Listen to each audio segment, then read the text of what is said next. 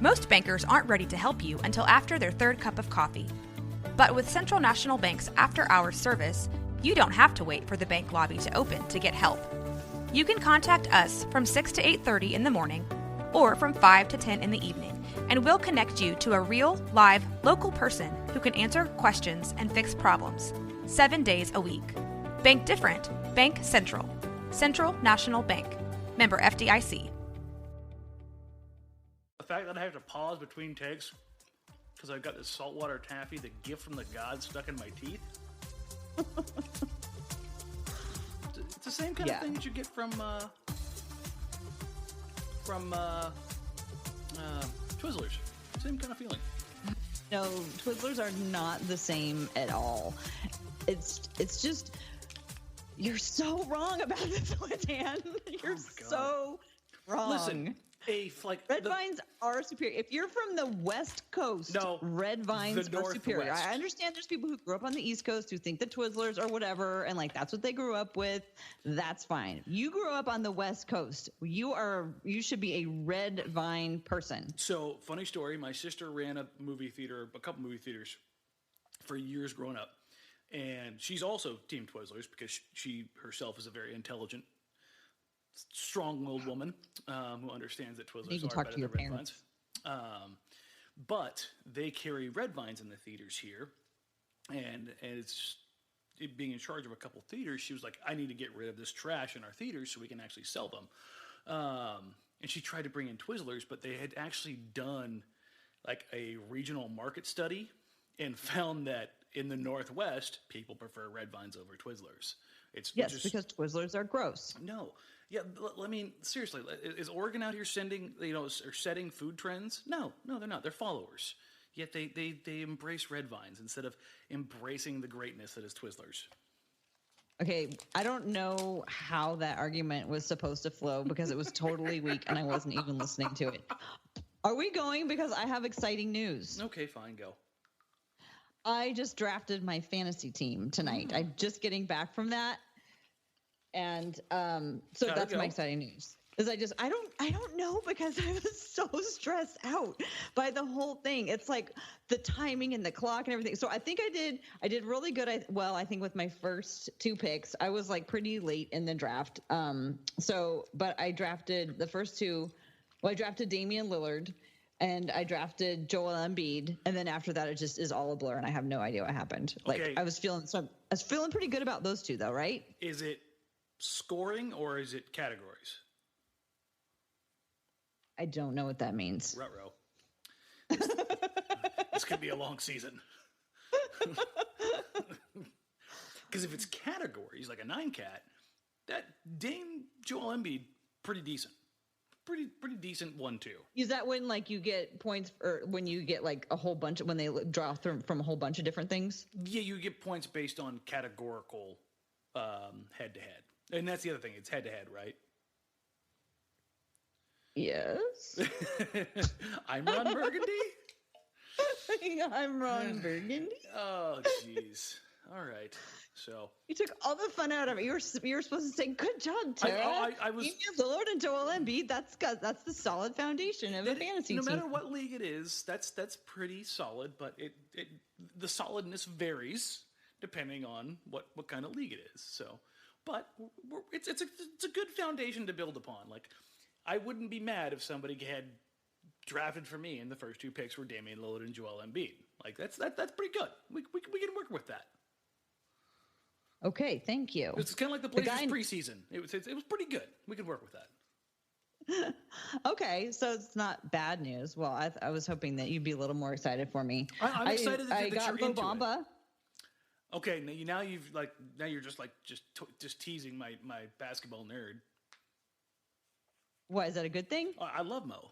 I mean, it was a late pick. Yeah, obviously. no. It's an upside pick, like stuff like that. Like you when you're drafting, no matter what kind of fantasy sports it is, like if you have the opportunity to take a risk at the appropriate time, then you do it.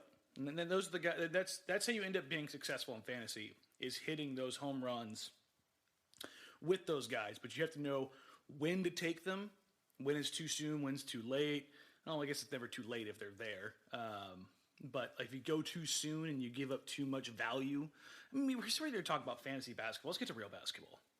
I could go off. We'll do it. We'll start a fantasy basketball podcast because there's none of those out there, right? No, I was only desperately trying to find one that made any sense at all this afternoon before I went into my draft. I was like, oh my God, I have to study up. And yeah, there were like a million out Josh of them. Lloyd in Round Rock basketball. That's the yeah, he was one of the ones I tried to listen to. There you go. Okay, well, anyway, so that is what I've been doing. I was pretty excited about that because it does mean that the basketball is right around the corner. Not only is it the opening week of the NBA, it's also Danny's birthday week. Yes, it is. Happy birthday. Thank you. Yes, I will be older on Thursday. How old will you be? I'll be 34. Or is that rude for me to ask? No, I don't care. I'll be 34 years old, 34 years young, however you want to take a look at it. I'll be older than my girlfriend forever and ever. She likes to continually point out. But yeah, no, we got a nice big group family dinner planned for Sunday night. Hopefully we'll be celebrating a Blazers victory. Oh yeah, just a heads up to you. We may have to push the podcast back a little bit next Sunday night.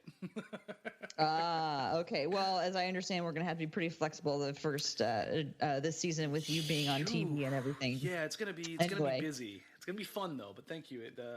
I'm hoping that opening night is fun for not just me, but for all of Blazerland, Rip City, because boy, have I talked a lot of trash about the Lakers, and it would be very, very unseemly if the Blazers blew this game.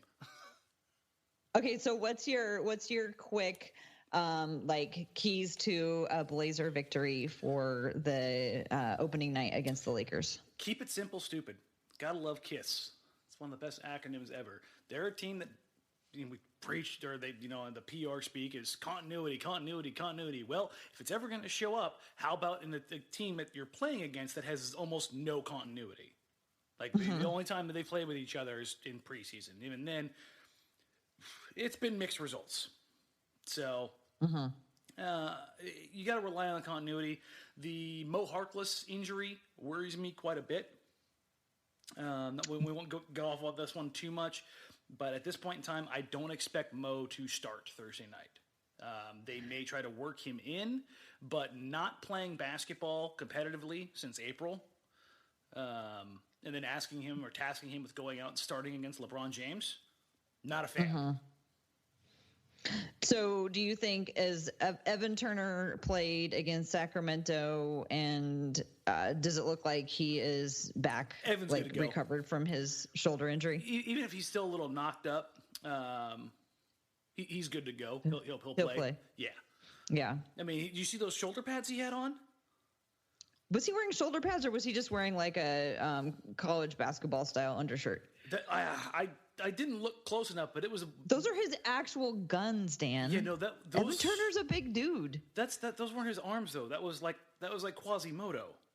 That thing was huge. I have never seen shoulder pads like that big on an NBA player. Like wearing that in the NFL, sure, but so that's a little cause of hesitation. But what I'm wondering here is what Stotts is going to do if Harkless doesn't start, because then you're basically tasking Jake Layman as the guy to spend. If I had to guess, I'd go. I think that he'll go with Jake Layman, because I think he would rather go with Jake Layman there than disrupt what he's hoping is going to be the secondary. Yep, and that's Don't you think? That's been Stotts' MO, and I think Stotts gained a little bit of confidence in Jake. And then, trust me, I don't expect Jake to go off for like 28 or 20 or 15. Just be reasonable. If he's the one who gets to start and he plays 20, 25 minutes, be, again, foundationally sound. Let that consistency, or the consistency of the roster and the familiarity with the type, the players, everything else kind of just come through in that situation, as opposed to, what the Lakers are doing with, basically a brand new team outside of Lonzo, Kuz, and Ingram. I mean, they've got, 9 new guys? And Hart really featured here or there, had a nice little run, then got nicked up a bit. So how much is he going to feature? And not to praise the Lakers in any way, shape, matter, or form, but if the Lakers don't give Hart a lot of run, I kind of wonder what they're doing, because they don't have a lot of shooting. That's basically the only guy that can give them that. But as it all kind of comes together, I think the Blazers should win this game pretty soundly. Like there's a lot of things going in their favor, even with a Harkless injury. That would be so great. Okay, here's something that I've been wondering about and mulling over, and I wonder what you think about. And maybe this is just because the season is about ready to start, but I've been feeling more positive about the team than I did at the beginning. And I don't know if it's fool's gold because it's just like the season has started and it's all positive. But I mean, seeing guys actually shooting and hitting baskets regularly in preseason when that was something that we missed last season, I feel a lot more confident about the team than I did, let's say 2 months ago, I guess is what I'm saying. Yeah, I feel that, King pessimist. Defensively, there's still a lot of issues, but I think a lot of that has to do with Harkless and the rotations between the different lineups, the lack of Ed Davis with the second unit, the experimentations with Zach Collins inside and outside. There's a lot. There's some real puzzles to be solved. That's for sure. Yeah, particularly with that second unit. There's one thing that I have liked is that they are pushing the ball. That's been nice. Guys like Stauskas and Myers are letting shots fly. Seth, we've talked about this a few times. He's still kind of working his way in. It doesn't look like his game is suffering as much as it looks like he's still trying to kind of find his way, which, I mean, really makes sense for a guy that hasn't really played ball all that much in the past year. Well, and especially if you are a point guard, because you have a lot to do. Like, you're not just the guy who can just run in and grab the ball and catch and shoot. Well, I think for him, and I noticed this against Sacramento, and I know that it's preseason in Sacramento, it's the last preseason game, yada, yada, yada, but that was the first time we really got to see Curry and Turner out on the floor together for a consistent period of time, having a little bit of training camp under their belts, right? So with that... What did you think? It was a little chaotic when they first got out there. Seth was dominating the ball, then Evan was dominating the ball, and then they kind of found their way as the game progressed. I think Seth is a guy that does work phenomenal as a catch-and-shoot guy, but I think people are probably looking at him too much as like catch and shoot, catch and shoot, catch and shoot. Like when he played with Dallas in the 16-17 season, more than a third of his points came out of the pick and roll as the ball handler. Like he works with the ball in his hand too. And he went to the basket and, he was doing way more than just catching and shooting, although he was doing that well as well. Yeah. So the idea that he's just going to be this guy who's going to stand on the perimeter and shoot is kind of ridiculous. So I think that you're going to see some ups and downs, but like they're going to push the ball. They're going to try and make some things happen, and which I think is fantastic. And one of the guys who's really benefited from this, and you wouldn't think otherwise, is Myers Leonard. Myers has benefited from the increased tempo probably more than anybody.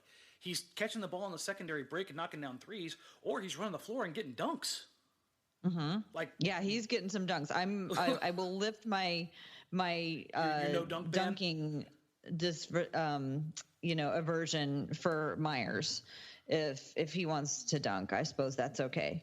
I mean, but he's feasting on it. Yeah, he really is. And he's got the one-handed dunks, the two-handed dunks. He just seems to be there at the right time for those. They still can't, for the life of them, connect on just a pure crashing alley-oop. They had one the other day that I called the alley meh.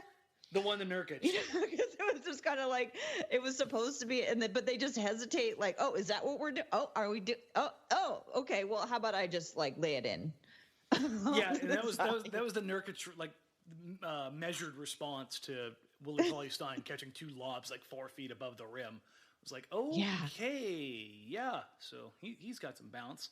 So one of the things that big notes that I've seen for as far as like preseason wise, like pushing the pace, second unit working things out, what shakes out from Harkless's injury, and hope, pray, whatever it is that you do, everybody out there, that this isn't something that lasts the entire season with Harkless, because that's in the back of my head, like the whole like there's somebody stepping on the chronic injury button, in the back of my head, like, oh God, not again. And just sometimes it's harder when it's like you if it was like there was something definitely like torn or broken or whatever, but it's so hard when he like wants to give it a go, but then he can't, wants to try it out, but then he can't, or, that was they're not really right. really... Being probable and like being slated for the starting lineup, not like coming in and getting a few minutes, but put into the starting lineup and then all of a sudden get yanked. Yeah. That was weird. Especially on the heels of everything that happened with Kawhi last year. Just like we're all sort of primed to watch somebody, stand up for themselves and how they feel about their body and what their body can do. But also it's a really long year for the fans when that's going on. Yeah. I don't. We don't want him to, the trainers don't want him to do something that he can't do. To himself. Yeah. Right. But at the same time, it's just one of those lingering injuries that are hard because it's not like, oh, it was broken and they reset it and then he, had to be in a cast and then now it's fixed, or it's a sprain and we had to wait till the swelling goes down, then he can go again or whatever. Yeah, it seems more nebulous than that. My 2 cents on it from a guy who's had his knees torn apart and put back together again, just listening to him talk and watching him warm up the last couple nights, it's a trust issue. When I look at him, I recognize that look, and maybe he's trusting really that his leg isn't going to give out, or that it's healed, that it's going to be okay, that tomorrow morning it's not going to be the size of a cantaloupe, all that stuff that comes along with it. And I hope I'm right, and because it's not an easier fix, but it's a much more explainable fix than if it is a chronic injury. You know what I mean? Mm-hmm. You hope you're right in terms of you hope it's just something that he has to work through in his mentally, head and just feel better. Yep. Play and then just be like, okay, it's fine. Be like, okay, even if it is going to hurt, because here's the thing: if for anybody who has never had a knee surgery before, once you have a knee surgery, you have good days and bad days. Like that's just the reality of it. Like you never, ever, ever, ever, ever get back to where it's just good again. Like there's a lot of evers in there. I think there are probably some cases where you come back fine. No, it's never. You'll always have one day where you're just like, what the hell is going on? And that's just knees in general. It sucks. Okay. I want to talk about one more thing about the preseason with regards to Zach Collins. So one of the things we're kind of watching is like, who is Zach Collins going to be paired without Ed Davis? And is he going to be paired up with somebody, or what's that rotation going to look like? And as I was watching, I think that the combination of Collins and Myers is a safer bet, at least for the beginning of the season, than Collins and Nurkic. Than Collins and anyone else. I feel like he matches up pretty well with Myers at this point because it may sound weird, but I think like when Nurkic isn't, like Nurkic needs to just be concentrating on Nurkic and being the best Nurkic that he can be. And Myers is already somebody who thinks a lot, as we know, but he's also been sitting there watching a lot of games. We know he likes to talk to people about what's going on in the games. And I just see him, at least at the beginning of the season, as a better, like, and this sounds weird to say, but like steadying influence alongside Collins right now. And like, maybe that'll shift. Like what I kind of imagine if I was the coach, and I don't know anything about coaching, so that would be a terrible idea to make me the coach, but I see, Nurkic and Aminu, of course, starting, and then Zach coming and playing in a little while with Nurkic, and then Nurkic going out and Myers coming in, and the two of them playing for a longer period of time together. And then maybe that shifts as the season goes by. What are your thoughts on that rotation? Right now, I think Myers has done enough to earn those legitimate backup center minutes. Not the full Ed Davis 18 a night shift, but the probably 10 to 12 minutes a night with a couple of those minutes going to Collins if the Blazers want to go really small. I think that's kind of where I sit right now with that front court pairing of Collins and whoever, and that whoever is Myers. Myers has looked okay defensively. He's had a couple snafus that were really bad. One that got Stotts pretty fired up the other night. But otherwise, I think he's been great.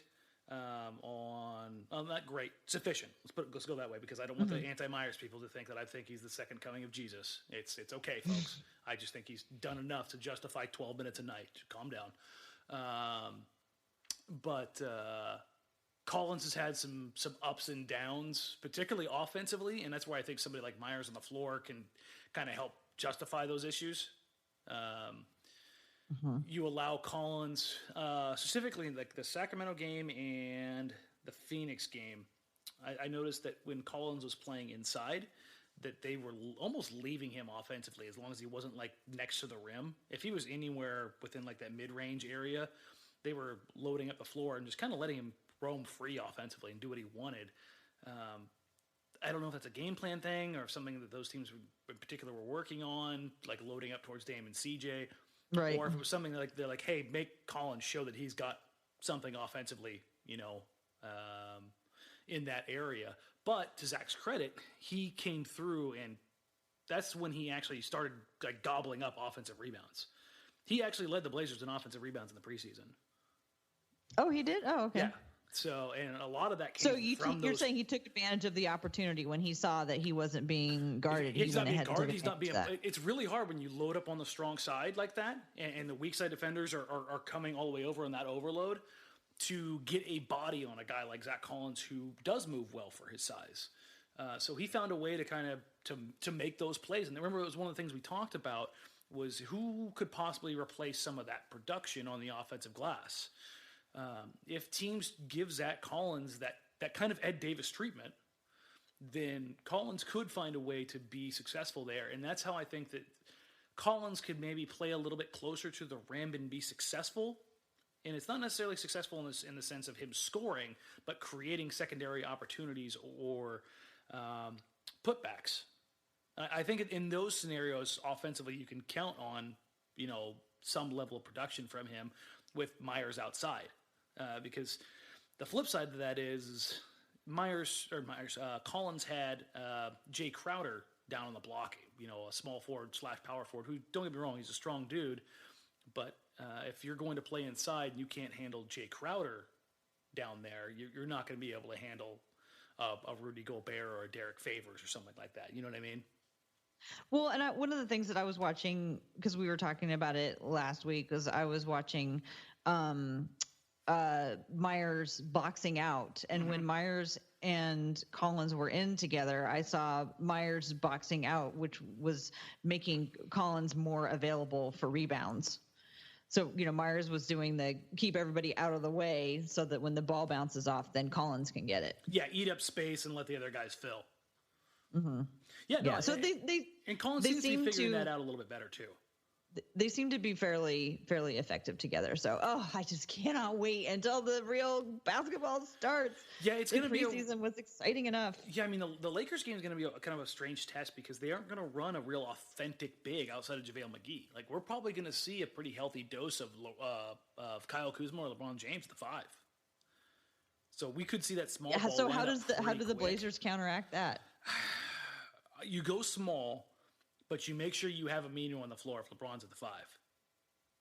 Right. And you put Aminu on LeBron. If LeBron is in, Aminu is in. Is that how they're going to have to play it? I think that's how they're going to have to play it. Especially with Harkless out? Yeah. I think that's how they're going to have to play it. When LeBron sits, Aminu sits. That's how I do it, at least. Because I just don't trust anybody else in this roster to be able to make that play. Sure. You know what the worst part of the fantasy draft tonight was? Mm-hmm. I can't believe I did this. I completely forgot to draft Aminu. I was like, somebody took Aminu, and I was like, you traded him already. My God. You traded him already. I can't. In your heart and your mind, you've already traded him. I can't believe I felt so bad. I beat myself up for the next 3 rounds. And then the guy that I was sitting next to me thought I was so weird. I mean, he was also drafting, and he stole Kevin Love for me because he saw I had him up waiting to draft him, and he stole Kevin Love, and I was so mad at him. You're showing your hand. What are you doing? Come on now. I thought this was a collaborative activity. No, it's cutthroat. It's cutthroat. Kidding me? I need to find the collaborative fantasy. You're out here like Vlade Divac writing your draft board out for everybody else to see.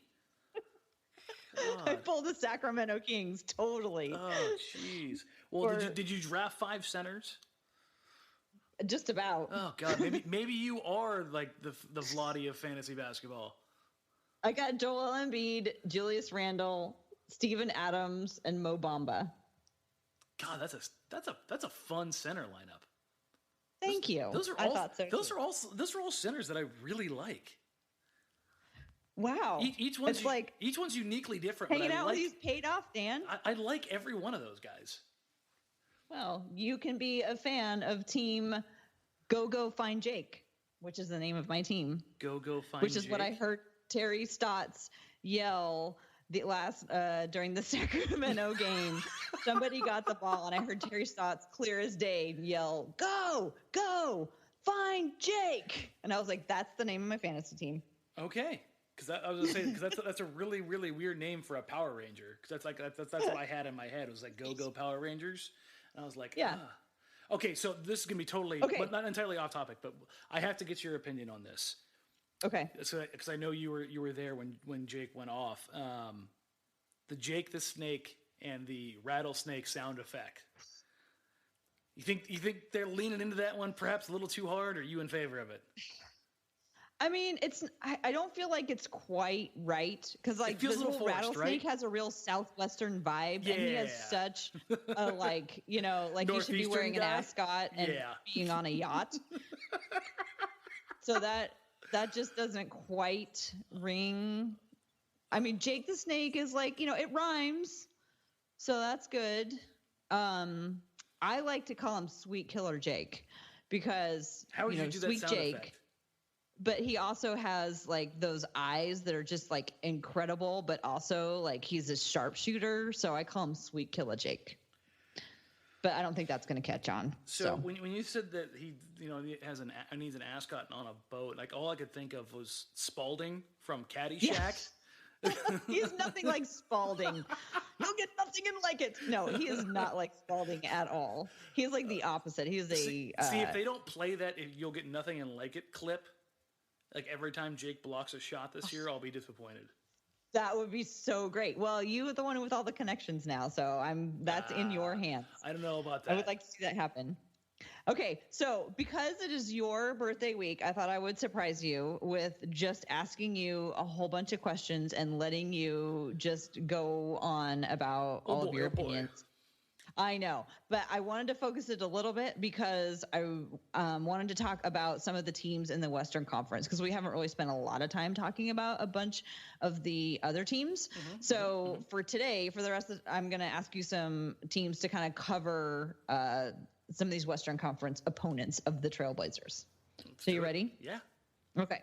So my first question is, who do you think is the most overrated player in the Western Conference? Most overrated player in the Western Conference. That one's tough. I think at this point, I want to say Chris Paul, because I think the injuries are really starting to pile up on him. Don't get me wrong. I think his production is still phenomenal. The easy one is Carmelo, but I think people are just crapping on him so much that. Well, my fantasy league did not rate him highly. Guess who drafted him? Nobody? Me, and he's a bench player. There you go. I mean, if he... bench. Deep bench? Yeah. I mean... you have 3 more players to draft. They're bench players. That could be a value pick. And I know for some people want to talk about overrated, they talk of like a Jokic or something like that. But I think it's Chris Paul because of his age and the injuries. When you can't get on the court for a quarter of the season anymore, I think that becomes problematic. And I think. But do you think people rate him that highly anymore? Yeah, and when him, Harden, and Capella were healthy last year, the Rockets were damn near unstoppable. Mm-hmm. So his production is there, and this isn't so much about overrating him because of his production. It's overrating him because of how many games he missed. I just don't trust it. The other way that I would go here is Karl Anthony Towns, and I think we all know why. The raw talent is there, but the cat's out of the bag. About how so lame. How casual. That was not a good joke. I've got a brand up to maintain here, Tara. Bad jokes only. You're so punny. Yeah, exactly. But the lack of work ethic that we can actually kind of like talk about that with the amount of talent he has. I think people have talked Are about we able to talk about that just because Jimmy Buckets said so? Yeah, because it was one of those things that if you, this sound corny as hell, but if you're around the league a lot and you're talking to people in the league, it wasn't like the best kept secret in the world. Mm-hmm. Like that Jimmy and Cat had this beef, and that it stemmed from mostly Cat being, I don't want to say lazy, but not as judicious in working out as some people would like or expect him to be. Well, he's not like Jimmy, and so, yeah, I don't know. I don't want to jump down the Jimmy rabbit hole because we don't have time for that one right now. No. Because that's okay. So those are some of your most overrated players in the West. How about underrated player? Paul George is up on that because I think Oklahoma City was just a disarray last year with all the injuries. And Anthony not really fitting in very well. Yeah, and that carried the narrative, but Paul George still had a fantastic season. Then I want to go with one of the young guys, and I'm kind of torn here between Donovan Mitchell, who I think should be getting even more pub because the number, and I know that my love for him is just, substantial. Well, you and like everybody else. It's not like... Yeah, but I mean, you were early in on it, but everybody else is in on it now, too. Yeah, but I think people are still looking at him like he was really good for a rookie, when in reality, he was really good for a star. Yeah. Like I think he's just really good, and he's going to be really good. And I think people should really get hyped up on that. But I think the one, especially for people in the Northwest Division, Gary Harris in Denver. I know a lot of people who are very, very well respected in basketball who, if you offered them the chance between Gary Harris or CJ McCollum for a season, they would take Gary Harris in a split second and not even hesitate. And so what is it about Gary Harris? Because Gary Harris also happens to be a member of Team Go Find Jake. Ooh, you did good then. I like this. So Gary Harris is a two-way guy. I mean, legitimately, for real, kind of two-way player. Can create off the bounce. He reminds me very, very much of Wes Matthews. A more offensively gifted Wes Matthews. He's better with the ball. So more defense than CJ, more offense than Wes Matthews. Yep. So I mean that's a hell of a player. Like that's a great number 3 option. Okay as number 2, but fantastic if that's your number 3 guy. But yeah, those are the two guys, and again, it's at the guard position. If I was going to go for a number 3 in that category, it would be Steven Adams, and that's just because big guys like him don't get the credit they deserve for doing all of the dirty work night in and night out, and for having easily the best accent in the NBA. There's a lot of good stuff to watch about Steven Adams. I don't know. I feel like he's rated just about right. I mean, because he is somebody who doesn't have the versatility of some of the newer centers, but everything that he does, he's very good at. As a traditional big man, he does really, really, really well. Yeah, I think when people talk about centers, and he does it without drama. They talk about Cousins, they talk about AD if you want to put him in there. They talk about Gobert, Capella, and I think people just kind of forget about Adams, and I think they kind of forget about. You almost forgot about him right there. No, I have the Lakers Warriors replay going right now in the background, and I just watched Lance Stevenson do something really stupid that made my brain skip like 3 beats. Well, I have a question about him and his friends on the Laker bench coming up. Perfect. Anything else you want to say about under and overrated players? No, I think the West just has so many good players, and the guys that are overrated. I mean, I think they're overrated only slightly. It's kind of weird. Like there's nobody where you're sitting there going, God, this guy is really, really overrated. Yeah, I can't wait to see who the breakout star of the year is. That's always one of my favorite things is the guy that comes out of nowhere or builds on something really nice and goes ballistic. Jake the Snake Layman. There you go. Okay. All right. Next question. Which of these two teams finishes with the better record? The Suns or the Kings? Oh, Suns. Just as bad as the Suns looked, you throw Devin Booker out there. He alone will win you probably 18 games. Mm-hmm. DeAndre Ayton. And the Kings will be lucky if they win 20. Yeah, I mean they're like, hey, we're doing good record that was on Vladdy's big board was 29 wins. So the Suns' raw talent alone between Booker and Ayton. Listen, I got up close and got to talk to Ayton when they came to town. That man is as big as David Robinson, if not bigger. Oh my God. He is an absolute truck. Like, I had thrown that example out there without ever like getting to see him in person. Then I got to see him in person. And I was just, I couldn't stop. You were like, I was right. I'm like, this guy is huge. I mean, just watching him go through warm-ups with the rest of the Suns, like Tyson Chandler, I know people think of him as kind of scrawny, but Tyson's actually a really big dude. Like broad shoulder. Who thinks of Tyson Chandler as scrawny? Because he came in the league really skinny. And he just kind of had that kind of stuck with him. Like a million years ago. Yeah, but I mean, like he made Tyson look small.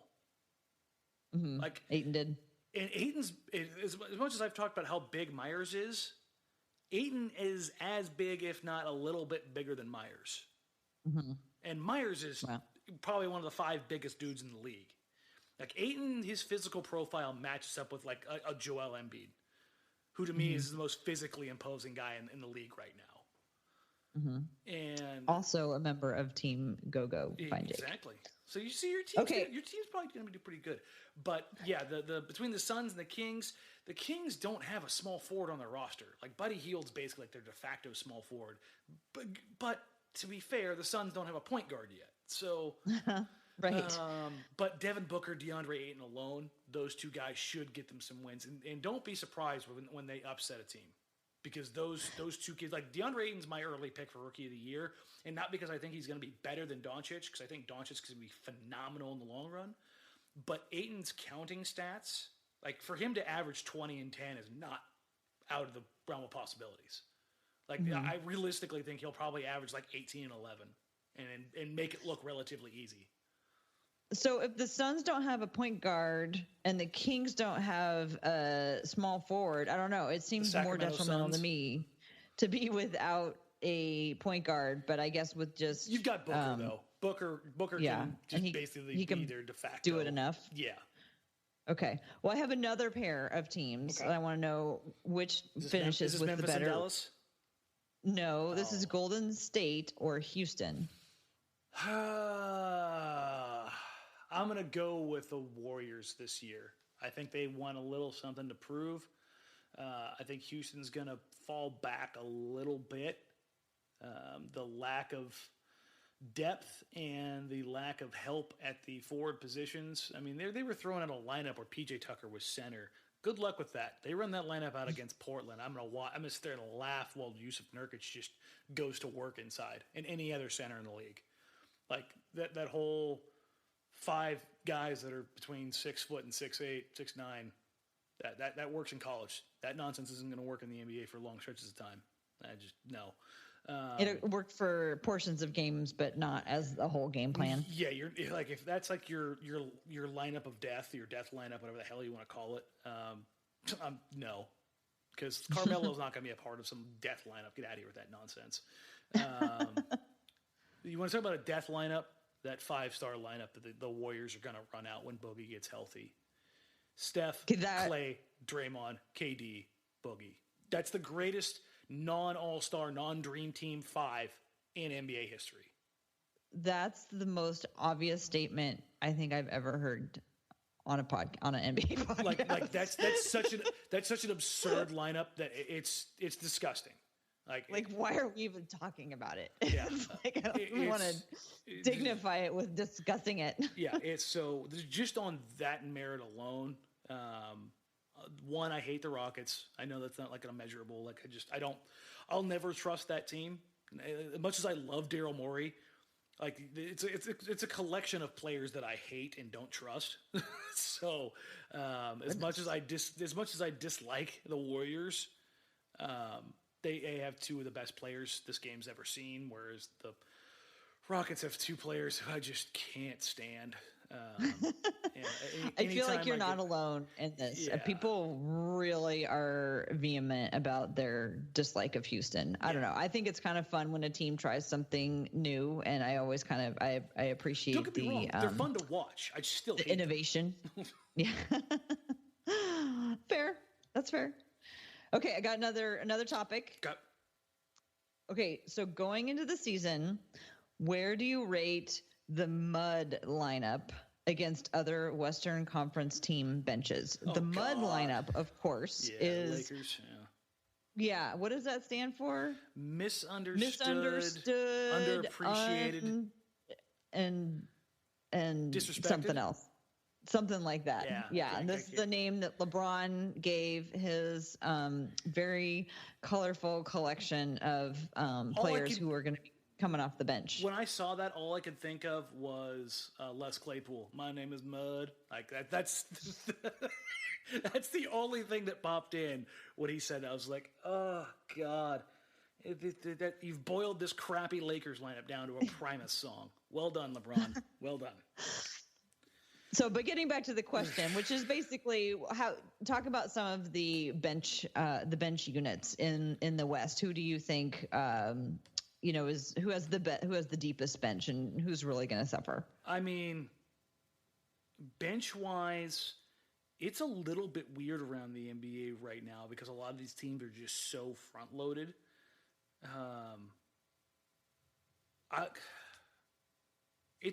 I'd probably say the Jazz probably are the like deepest team up and down, just because of the way they can move things around. Mm-hmm. Oh man, is that because you feel like they have a lot of flexibility night in and night out? I mean, do you think they have a really solid starting five, and then the other ones can be shifted in and out in a variety of different ways? You've got guys like Alec Burks, Dante Exum. You've got Tabo. You've got Royce O'Neal. You've got Grayson Allen, Udo, Jay Crowder. Like, there's just a lot of guys that they can put out there that are good, solid, kind of fit different. They just give you kind of different looks, but they all give you something. Like Grayson Allen, as much as I hate Duke players, has looked pretty good in the preseason, with the exception of getting his brains crossed over by Nick Stauskas. That was the best. That was absolutely hilarious. That was the best. I need a GIF. I don't have a GIF of that. I need a GIF of that. I can make that happen. Thank you. You're the best. That's definitely not a problem. You know who's kind of a dark horse contender here is Oklahoma City. As much as I hate Felton, once he got his ass back in shape, he's turned into a significantly solid backup point guard. Now they have Schroeder. Yeah, you've got Nerlens Noel on his kind of like make or break tour. Diallo has looked good for them so far. You got Abrinas, you've got Jeremy Grant, Schroeder. It remains to be seen what Terrence Ferguson's gonna be. So I don't know if it's the best, but it's intriguing. I think there's a lot of really intriguing backup units in the league. The one that's probably most prone to blow up from the inside, this may surprise some people for me, is Denver. And that's purely because of Isaiah Thomas. Really? Yeah. One person? Yeah. Because, I mean, if you listen to some things that come out of the camp, like, you better not give me the ball in late game moments because I'm going to take that shot. Like, when he said that, I was like, oh, yeah. That seems like a weird thing to say. Yeah, no, this is going to go well. So and it seems like they have a lot of talent, but they're not the strongest. I mean, maybe they are, but they haven't been portrayed in the media as the most tough, maybe mentally tough, Denver? or like at least united. Yeah, well, I mean, united teams. It depends on what they're going to do with Will. Like, does Will start or does Will come off the bench? Will Barton? Yeah. Like, I think that's a determining factor. Like, if he comes off the bench with Isaiah Thomas and they start like Torrey Craig or Trey Lyles, then you start, I think, getting some mix and match pieces. I think can be a lot of fun. You get, You got Malik Beasley. You've got Hernan Gomez. I mean, that's a potential bench team that's pretty good. I'm trying to click through and go through all the other ones here. The Lakers, though, kind of going back to that lineup, I just laugh. Like, I don't trust Michael Beasley. I don't trust Lance Stevenson. Rondo's actually turned into, like, the mature, wise old sage. Like, he's not as crazy as people think he is, but he's still crazy. Like, Rondo is a basketball savant, and anytime you're, like, at that level of basketball IQ, you're going to be a little nuts. Like, they all are. There's going to be a little edge to you. Yeah, but, like, JaVale's good for some Shaqtin' a Fool episodes. JaVale is but he's a solid player. He's a solid player. Yeah. Of all the crazy people on that team, makes fun of him all the time. I am on everybody stop making fun of JaVale bandwagon. Listen, of all the crazy people on that team, he's the one I probably trust the most. He's pretty smart. Yeah. No, I mean, he just does some like random things that just are terribly awful on the court. Like and who amongst us haven't? Yeah, no. But Lance, Lance for a myriad of reasons on the court, plus the ones off the court.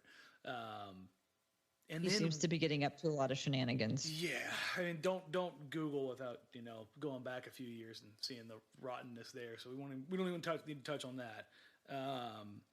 But I think the interesting thing is going to be what Luke Walton decides to do at the starting point guard position. Is it Lonzo or is it Rondo? Mm-hmm.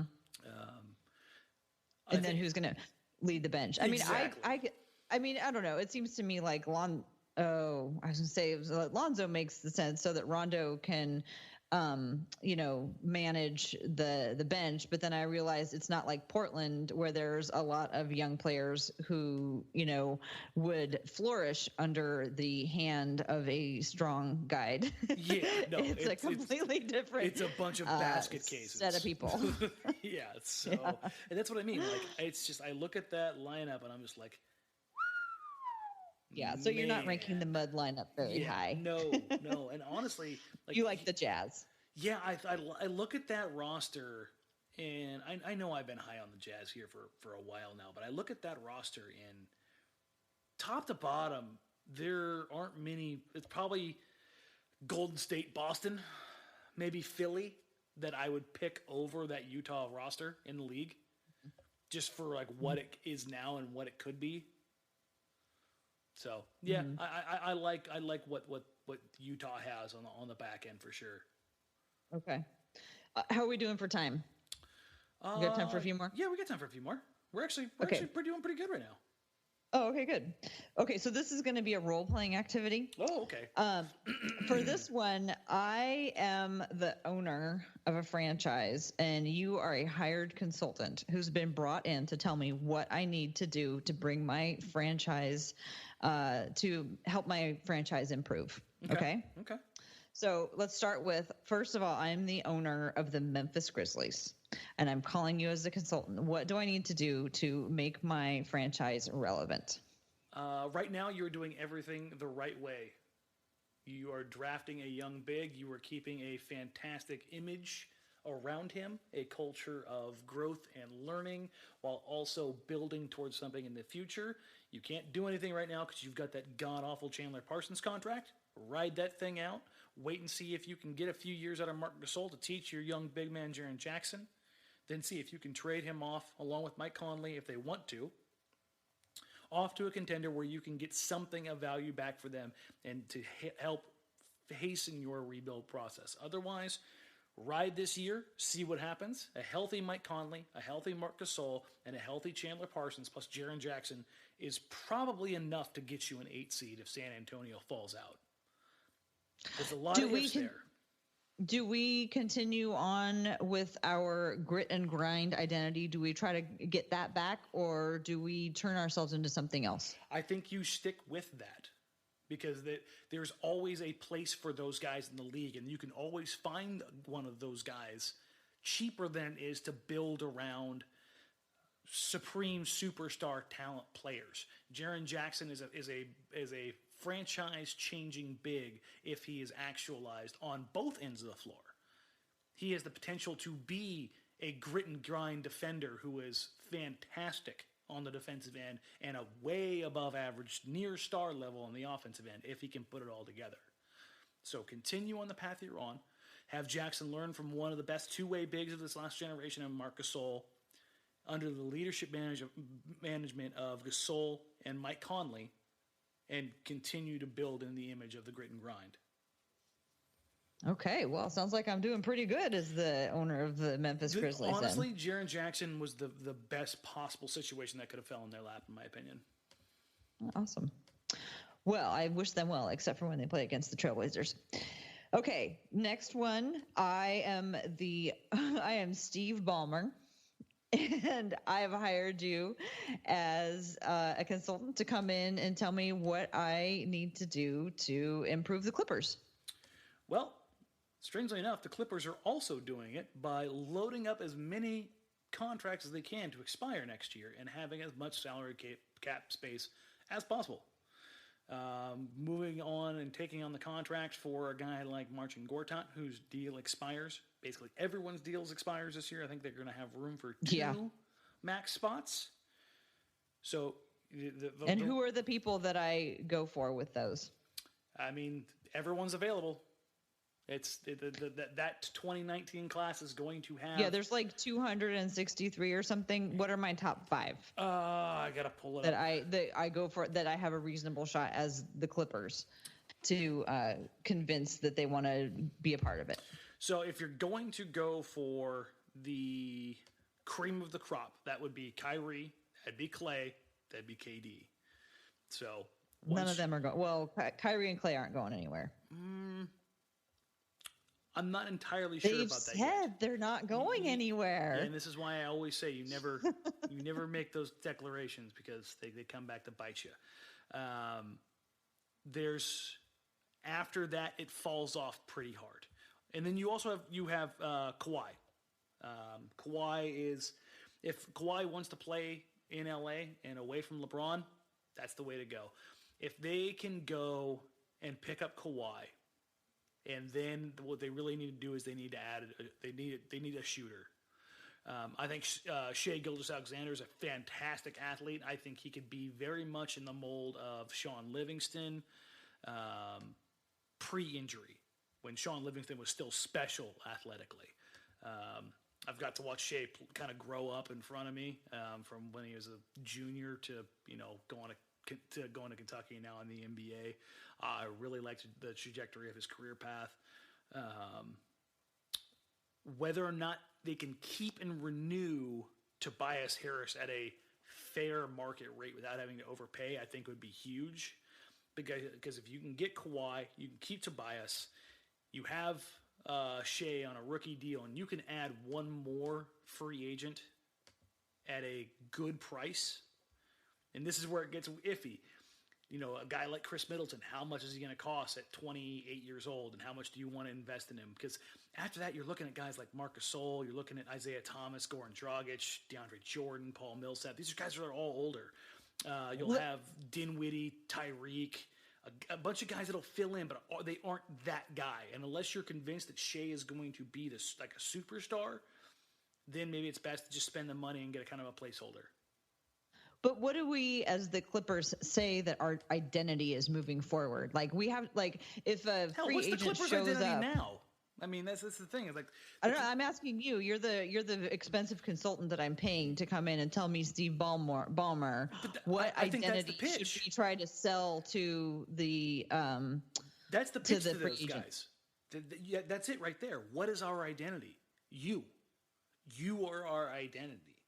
Because if you're looking at KD, who is looking for a redemption story, you look for Kawhi, who wants to be featured and be in a big time market.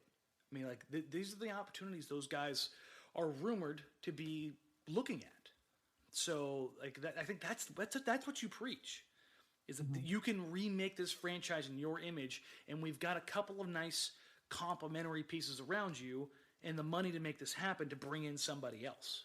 So if you get KD or if you get Kawhi, and you're like, hey, bring the super friends, bring one other friend, we've got a few pieces around you, and we've got some money coming off the books that we can maybe make, kind of do what they did with Chris Paul, Blake Griffin, DeAndre Jordan team, and that if they get Shea, if he turns into a star, now they've got a star on the cheap. Now they can add that fourth or fifth guy where they couldn't before because of how much money they had committed to Chris Paul, Blake Griffin, and DeAndre Jordan.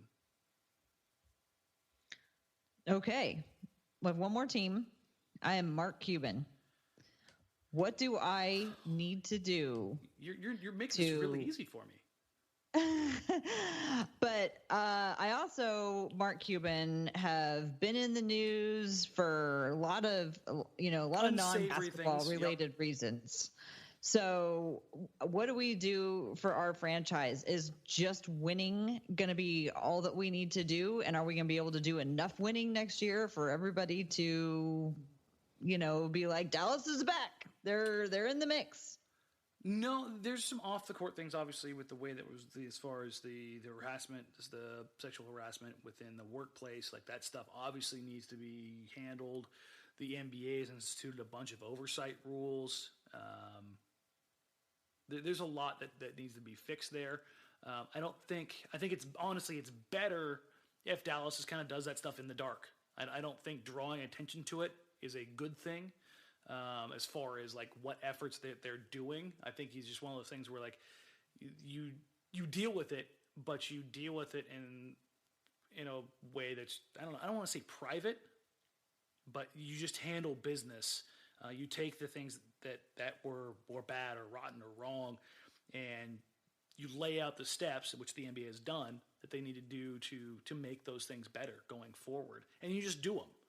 I don't think they need to continue to address it over and over and over again. I think they just need to show that they've learned from their mistakes, that they put the right people in the right positions of power to make sure these kind of things never happen again, and they continue to monitor it and follow in line and do what's necessary to make sure that stuff doesn't happen again. I think that's as far as the off the court stuff, that's how they handle that. This is Tara and not Mark Cuban interjecting. Who's the GM of Dallas right now? Donnie Nelson. Yeah. Don Nelson. Okay. Yep. But if you haven't, or anybody else who's listening, like the NBA laid out what Dallas Mavericks and Mark Cuban and the business side for the Mavericks need to do in order to basically continue operating without anybody getting in a ton more trouble. I think Cuba needs to 100% step away from the basketball side and focus on the front office side, which he paid no attention to and turned into a mess, and then turned the basketball side over to Nelly and say, you are in charge of this. I have to focus everything else over here. So basketball wise, I don't feel like Dallas is on the right path too? Oh yeah. Basketball wise, I absolutely feel like they're on the right path. I love Dennis Smith Jr. Earlier we were talking about Luka Doncic. I think those are two fantastic building blocks. They're taking their chances with an Antetokounmpo. They have K.I.S.S. Antetokounmpo. Beyond that, they finally got their guy in DeAndre Jordan. It was a little late, but building blocks wise, Dennis Smith Jr. Luka Do you think it's Doncic, too late for DeAndre? Yeah, it is now. He's what, 30 years old? I mean. This team, it may not be a playoff team, but they're gonna give teams hell. Like the starting lineup of Dennis Smith Jr., Wes Matthews, Luka Doncic, Harrison Barnes, and DeAndre Jordan is not an easy lineup to deal with. It's a very, very athletic, explosive lineup. Dirk's gonna come off the bench. Like that's crazy to think about. Like Dirk's been in the league for 20 years, but this is Dirk's, kind of like a farewell tour. It looks like at least he's going to play. I know. I wish he would come out and say whether or not. I mean, I guess he doesn't. He can do whatever he wants to do. But I love the farewell tour. I think people. I want to do the showering these guys with gifts. Yeah, with gifts, right? Yeah, not gifts. Gifts. But the rocking chair and the vacation to Hawaii and all the things that all the teams give out. Like they used to do in the old days when people used to have retirement tours. Yeah, no, I have no problem with that. So I look at what it's weird because the teams you brought up here, these are all teams like I wanted to have like a hot take, but like I think these teams are actually doing the right things and on the right path to like bringing their teams back to relevance. And So speaking who do you of think of needs Lance the doing, most advice? who needs the most advice right now in the Western Conference? Yeah. The Kings. I mean, the Kings would they are be easily, listened to? yeah, the Kings are easily in the worst possible place. And I forgot that this happened. We were talking about Lance earlier. Lance got himself tossed out of a preseason game for throwing a punch. Like that's just that's the Oh, thing. and that was the altercation which Steph Curry left the bench, Yes. which he's not going to have to miss. Yeah. You know, the same thing that happened Because to CJ it wasn't McCollum. actually an altercation. Even though a punch was thrown. That was just It wasn't an altercation. perfect, A punch actually. was thrown and a player was ejected, but there wasn't an altercation. that's just actually like I think Portland couldn't have asked for a better situation because Portland thrive. We all know this. Portland thrives on being slighted, and they thrive on overcoming these little slights. Like you always got to have something to overcome. Yeah, and nobody takes these things more to heart and gets more worked up about it than Portland. So if Steph Curry gets to play the first game of the season in virtually the same situation that CJ was prevented, it's a season opener against the Thunder. There's no way the NBA is going to let that happen. Yeah, that's just the reality of that. I mean, last year it was I don't disagree, but I mean, last year it was Blazers Suns. Like nobody outside the Phoenix and Portland markets were watching that game. So no, but it's the principle. No, I don't disagree. Yeah, like, I know. There's this principle versus reality, and the reality is they aren't going to do anything to the Golden Child. But the great thing is even if Portland didn't need CJ, it's still something that they can get like really worked up about. Which is perfect. I mean, it plays right into the Bill Simmons soccer mom mentality. What was that about the soccer mom mentality? It plays right into it. Yes. Soccer moms are a beautiful and powerful force of nature, which we should I hate to dignify it, but I have to mention this one. Bill Simmons' ultimate troll of Portland continues. It's been going on for like 10 years. But on the latest podcast, he threw out, again, trading Dame to the Lakers because he likes to watch the world burn. But he was so transparent with the trade idea. He was like, why not KCP and Lonzo Ball for Damian Lillard? That was Bill Simmons just heaving a flaming ball of dog poo at the Blazers fans' front door. Just like that's basically what walking through the venue at Summer League was like. Like if you had a Portland jersey on it, like everybody from the Lakers was walking up to you going, "Hey, what do you want to trade for Damian?" Yeah, it's like, oh my God, folks. First of all, it's not happening. Second of all, if it did, it's going to cost you literally the entire young core. But that's just Bill knowing his audience very well and knowing precisely how to work Portland fans up. Well, I am not his audience, so he did not even get me worked up at all because I do not listen to him. Okay, I've been talking plenty. So you're gonna do it, Tara. You're gonna do it. Who wins Thursday night? What am I gonna do? The Blazers. You did it. I made a decision. I know I was prevaricating very a lot on this before we hopped on, but I've been feeling increasingly like all these. I don't know if I'm just like buying into it or whatever, but having seen what I saw in the preseason and then thinking about what the Lakers actually look like right now. They don't look like the LeBron, the teams that LeBron is dragging into the finals. It takes a while for a team to get that good. Yeah. And, we're going to ride that whole narrative that LeBron teams start off slow. And I'm just going to say there's just going to be so much adrenaline in the building that they're just going to annihilate them. Okay. I like it. That's the same boat that I'm sitting in. So I'm not going to knock you for that one. One other question here. It feels weird though because you never pick. I know. I'm such a warrior. I know. Hey, so just pick it. That's my brave face take on this whole thing. I'd love to see you in like, Vegas at the tables. That's what I want to see. I want to see you gambling in Vegas. See, how does that go? I don't know. I can't pick. Speaking of picking, so this is a discussion Joe Simons and I had He doesn't seem to think it's possible, and I ended up writing about it this weekend. Do you think Jusuf Nurkic can get or will get 1 3 attempt per game up on average this year? Well, I think he could. Will he? But I think it depends on his early season success. I think as soon as it stops falling, then he stops doing it.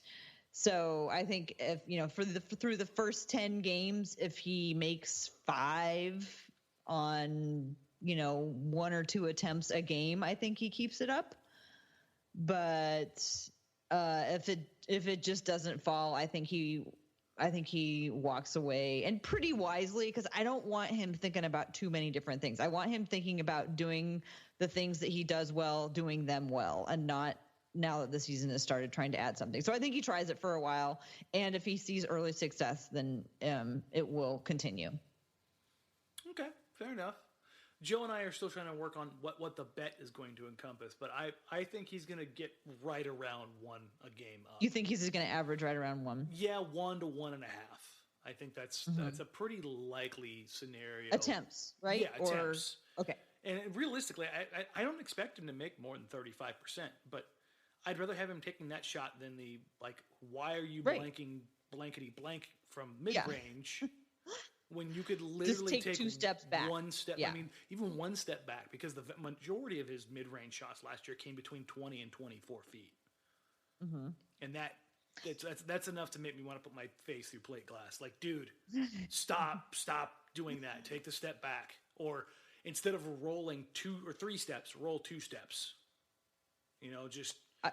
Just slight little tweaks. Like, this isn't like, I'm not asking him to become Myers Leonard or Marc Gasol. Like, that's not what this is. This is not a new part to his game. This is a wrinkle. That's all it is. Yeah. I'm okay with it as long as it doesn't distract or pull away from something else that is more successful. Just like I don't want him to dunk just for the sake of dunking. I want him to put the ball in the basket the way that he most efficiently puts the ball in the basket, which happens to be a layup. And he's been doing a lot. I think that he's been doing a lot less of those little flippy jobs up where he's just kind of like throws it up. I feel like he's taking more deliberate. He's making wiser choices with how he's taking his shots. So yeah, I'm okay with 3s because it was fun to watch people like race out to the line to try to guard him when he's taking a 3. I mean, that's really hard when you're like, a 6'2" guard and you're trying to rush out to the 3-point line to jump in and stop a big who's shooting it from 7 feet tall. That's kind of fun to watch, but it's all fun to watch. I'm just thankful that basketball's here. I know. Okay, I got one last Western Conference. I want to know your list in order of teams that are going to make the playoffs.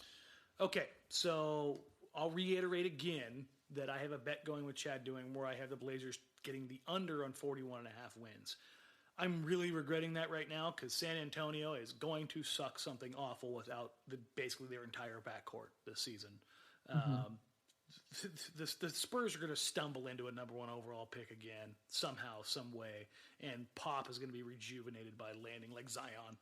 And I'm just going to hate. The Spurs are going to say that are going to get into number 1 pick. Yeah, I thought you meant in number 1 place. I was like, where are you? What? No. They're going to do their once every 25 years they tank for 1 year and get a generational superstar. Get the number 1 pick. Yeah. Yeah. But that's one team that's going to fall out, I believe. What happens with Jimmy in Minnesota is going to make things difficult. So I'm going Golden State 1, going Houston 2, Utah 3. This is where I get a little weird. I'm going OKC 4. And I know that maybe catch some people off guard, but I think they're going to be a lot better this year. People really, really, really underestimate Andre Roberson and the impact for that team.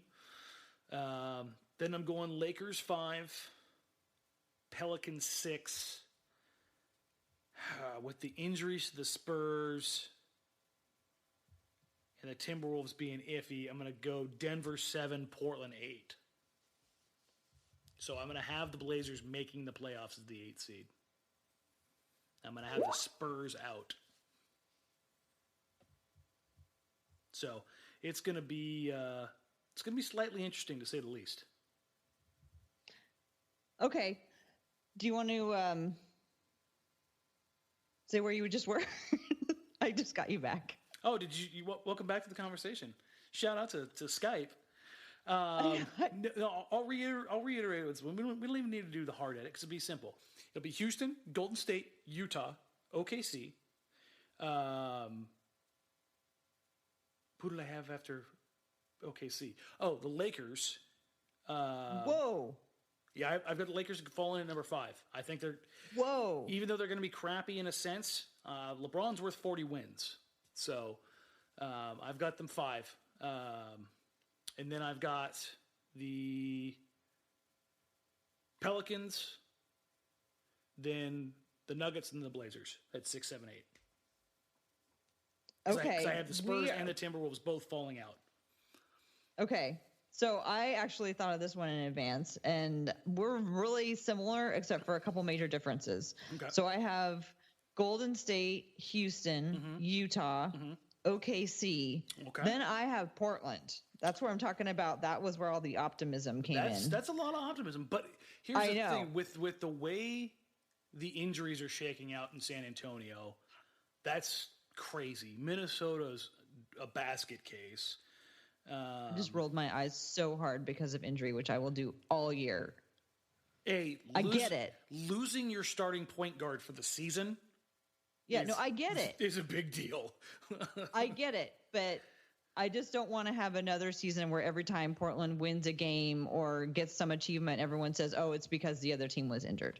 Yeah, I don't think that we'll have to worry about that because the chances that they run into that much luck again is pretty slim to none. Okay, but keep going. You've got Portland 5. Okay, so Portland 5, and then I have the Pelicans. Okay. And then I have Denver. Okay. And then I have San Antonio. So. And I don't have the Lakers in. So I have the Lakers out and San Antonio's in. Ooh, wow. That's my best Owen Wilson. That's all I get. The Lakers missing the playoffs. That's bold. When was the last time LeBron missed the playoffs? I don't know, 10 years ago. But yeah, I don't think LeBron is going to quit basketball if he doesn't make the playoffs. He's he knew what he was getting into. No, he won't quit basketball if he doesn't. He knew LeBron is taking the long game on this one. I could see maybe the Lakers making it instead of San Antonio, but I think the Lakers will. I don't have the Lakers as high as you do.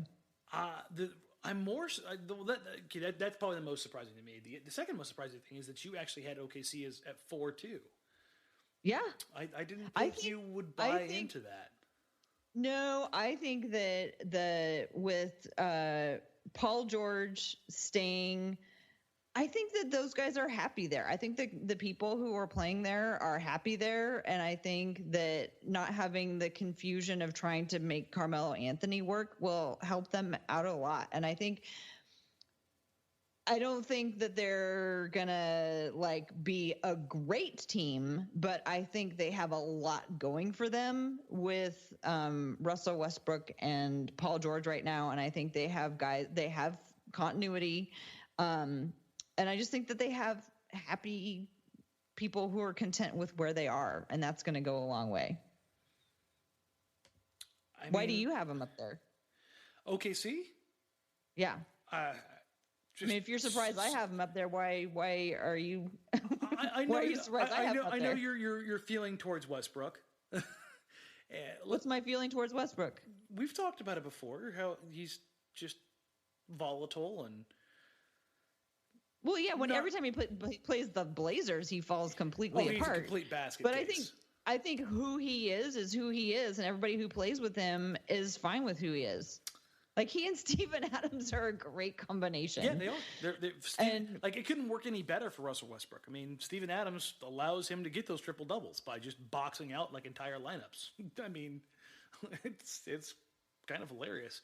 But I think Russ Westbrook, kind of like James Harden, is one of those people that has this really distinct personality on the court.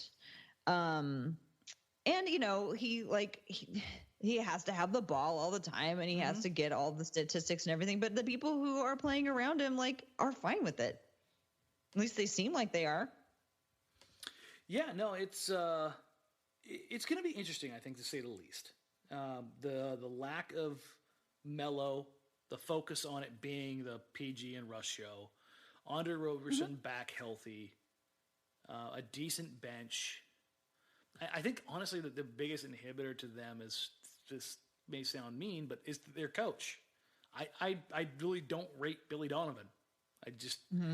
I really have the last two coaches that have been in OKC, Scott Brooks and Billy Donovan, are probably two of my least liked coaches in the NBA. They're so interchangeable. Yeah, I can't tell them apart. Yeah, really. What is their style? What is their offense? What is their mindset, mentality? You even bad coaches around the league, you at least know what they are. Jason Kidd ran a rudimentary old system, but you knew what it was. You knew what the mentality of the team was, and it was tired, broken, and all that stuff.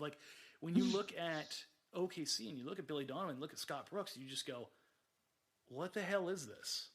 So I think that's the real inhibitor. That, and will Russ's knee be okay? Because we know he may miss time to start the season here. Is PG going to be made healthy? Is Robertson going to remain healthy? I mean, that's always something, but I think that looks a little bit stronger in my mind as far as when that team's considered. But having San Antonio in with all of the backcourt injuries, that one's surprising to me. Yeah, that might not have been the smartest one, but hey, you have between now and I feel Tuesday like to change DeMar DeRozan is a really good player. Fantastic. Him and LaMarcus are that is going to be a very, very, very difficult pick and roll to deal with. They can both attack, they can both drive, they can both post you up.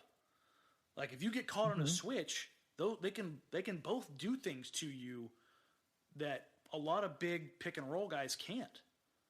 So, I think it's going to be still an interesting team, but defensively, you have to wonder if Patty Mills is going to be getting 35 minutes a night now, and even Patty's nicked up. Yeah. So I was talking to some people tonight about Patty Mills because, as one after another, the San Antonio players have been going down. And everyone's like, oh, no, who's San Antonio going to have for a point guard? And I'm like, Patty Mills is there. Why aren't they talking about having Patty Mills be their point guard? Is it because he prefers to come off the bench? I think as a starting point guard, he's obviously lesser, and he's getting older. Patty's getting up there as far as point guard years. So no, Patty's always 22. Yeah, I know he does always look 22. little Ewok looking guy, but I'll always remember him. I love Pat Stacks. It's just a great dude. Did you notice, though, in my seating, I had OKC 4 and Portland 5. Yeah, so no, I had heard that. Meeting in the first round and Portland winning. So that's how Portland's going to get to the second round, is getting the matchup that causes the most meltdowns for Russell Westbrook, and then avoiding the Pelicans, Warriors, and Rockets. I think that's pretty smart. Yep. Okay. I think there's these things. Who do you have? You have them coming in. You had them, let's see, the Lakers, the Pelicans, and then Portland and then Denver, or you had Denver and then Portland? It depends on what day it is. Yeah. I think those final three spots, I think, are interchangeable. Really, the final four are interchangeable for me at this point.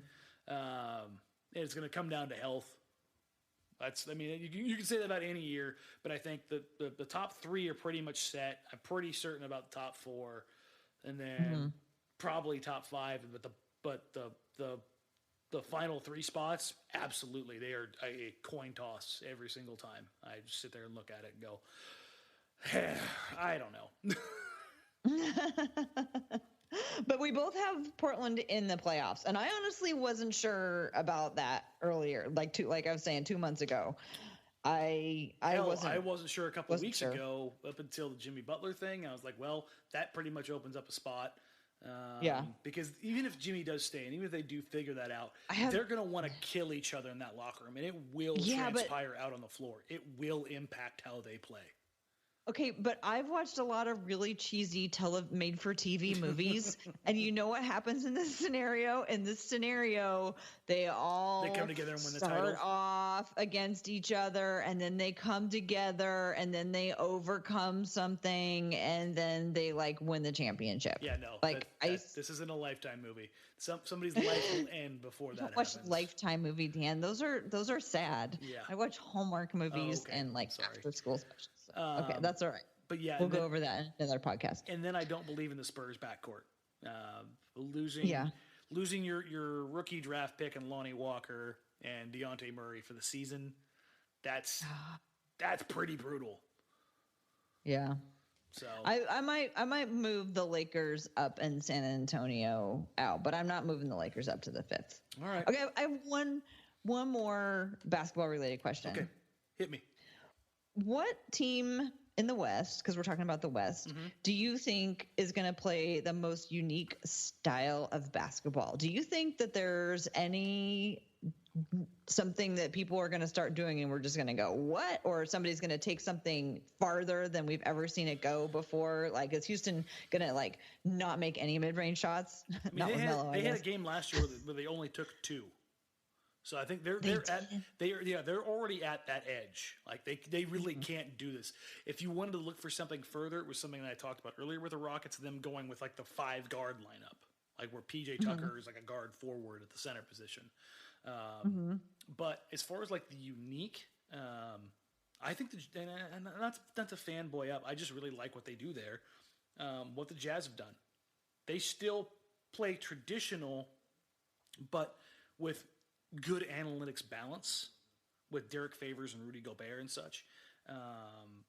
But the way they work for each other to get shots, to generate shots, to off cuts, off back screens, the motion that they run with, I think that it's a little bit reminiscent of an older style, but it's kind of pizzazzed it's kind of unique up these days. Yeah, but it's also pizzazzed up to kind of match the 3 or dunk layup offense. And I think what Quinn Snyder has done has been phenomenal. Like, other than Brad Stevens, I think Quinn Snyder is probably the most inventive coach in the league right now. And I just really enjoy watching their brand of basketball. And it's not just Donovan Mitchell. Like, I've been watching this team for the last couple of years under Quinn Snyder. And, I mean, you've heard me sing Joe Ingles' praises for, 4 years? Like, he's just the guy that I really like. And a lot of that has come from what Quinn Snyder has really built there. So like if I have a league pass team to go back and watch just for like not even the basketball talent, but like the brand and the style and like the uniqueness and the sets and the things that they do, I ultimately end up falling back on the Utah Jazz. What about Denver and Jokic? That's pretty high up there too, because how would you describe how Sabonis. they run their offense? It's Sabonis. That, like, if you were to think of like, if you were to center is the playmaker. Yeah, if you were to give Jokic supreme athleticism at his size, you have what Arvydas Sabonis was before he had all his injuries. Yeah, 7'1" passing savant who's dominant at every level of basketball as far as offensively, can shoot with fantastic post footwork, can stroke a mid-range, can work the pick and roll, the pick and pop, can hit a 3, can facilitate from the 3-point line, from the post, from the deep post, from the elbow, off the dribble. I mean, like, offensively, Jokic's talents and gifts are staggering. And I think Denver's still like one piece away from really putting it together. But I think they have the potential to really, really, really figure it out if they can stay healthy, because they've had a little bit of issue with that, and if Jamal Murray takes that next step. We were talking about the guy who's really going to break through this year. If you were to ask me what player that player is going to be this year, I would put my money on Jamal Murray. Mm-hmm. So, yeah, okay. with Jokic, that's kind of where I'm sitting at. Like, he is what I think a modern day Sabonis would be like, minus the athleticism, because Jokic is very slow. Well, by the time Portland got Sabonis, he didn't have any athleticism. He was gone. He had no athleticism. If you think he basically sat in could have put him on on a stool, just sitting there. Yeah, which is kind of like Jokic now. That's basically Jokic now. So if you give Arvydas Sabonis is current athleticism, 55 years old, to Jokic with peak Arvydas skill set, that's Jokic, which is still a hell of a basketball player. So. Mm-hmm. The West is going to be so interesting this year. So we'll see what happens. I feel like Portland can be a contender, an active participant, in the race. I mean, I don't want to say I don't mean it this. I don't mean it like contender as in ultimate contender. No. But I think they're in the game. Word. What is participant's a great word. Oh. I feel like you're not giving him very much credit when you say that. Yep. I mean, there you go. Well, Danny, happy birthday this week. I'm so excited for basketball start. Yes, thank you. I am excited for your birthday. I'm excited for you on your birthday. I'm excited for me on your birthday because it means I get to watch basketball again. I'm not going to be there, unfortunately, in person, but I am going to go to the San Antonio game, so that will be fun. All right, well, let's go ahead and wrap this one up because we're running a little bit long, but I think it's okay since we're heading into the season. Yes, it's for your birthday. True. All right, well, you can find me on Twitter at TCBBiggs, and you can also find the Hoops and Talks podcast. You can find them on Twitter at Hoops and Talks. We'll have an episode coming out later this week. And that's about it for me. All right, folks, you can find me on Twitter at Danny Marang, Probably learned to spell my own name. You all right there, buddy? Woo, rough times. It's all that saltwater taffy you had before we got started. It's gone right to your head. Going right to my brain.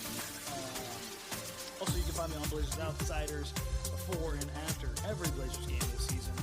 About an hour before tip and usually about a half hour after the final horn whenever Blazers broadcast goes to Joe Simon, Shane Brennan, and myself. We'll be there throughout the entire season and into the playoffs as necessary. Big thank you to everybody who sent their support our way during the halftime show during the preseason. If you're wondering, yes, it was an absolute blast. Thank you for the support and everybody that said hi and thank you. And to everybody that said you sucked, I saw that too, so appreciate it. Thanks for watching. You still count on the ratings. Other than that, folks, basketball's here, October 18th at the Moda Center, LeBron James. Let us know down below in the comments. What's your score? What's your prediction? What are you hoping for Game 1 through Game 82? For Terrible and Biggs, I'm Danny Marang. We'll catch you guys next time. See ya.